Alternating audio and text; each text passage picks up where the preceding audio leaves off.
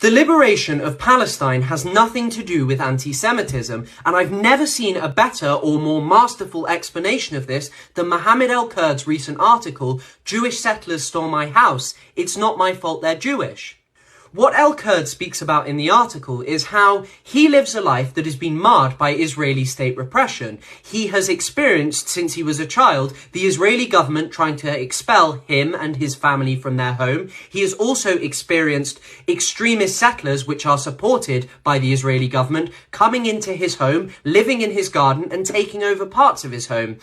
And what he says is that all of this is true, and all of the other oppression, all of the other murder of Palestinians, that's all real, we can prove it.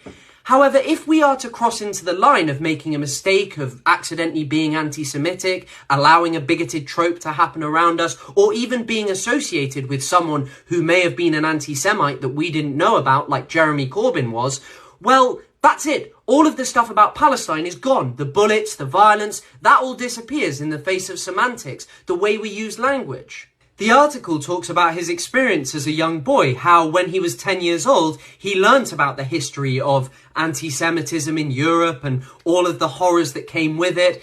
And he started to correct his grandmother when she would use the term Jewish for talking about the settlers who lived in her house. And he'd tell her, you must call them settlers.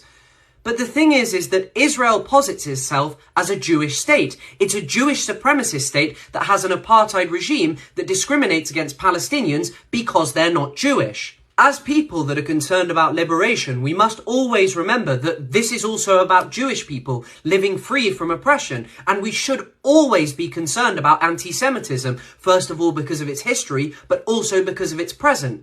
However, the thing is that Palestinians experience oppression at the hands of a Jewish state. And the fact that people make mistakes and call the people Jewish instead of settlers or Zionists or Israelis or whatever the hell doesn't change the fact that Israel oppresses Palestinians. And caring about anti-Semitism is important. But with regards to the Palestinian case, they're not responsible for the crimes of Europe. So why are we making them? People who want to discredit Palestinians often say, oh, well, the pro-Palestine movement is filled with anti-Semites.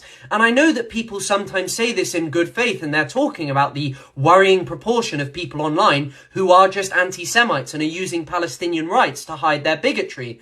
However, the truth is that these people don't belong to the pro-Palestine movement because they're not in favour of liberation. They don't actually care about other people. They're just using Palestine as a guise to hide their bigotry, and they are never welcome here because, as I said, what we care about is liberation. And this isn't about Palestine. This is about human beings everywhere the world over.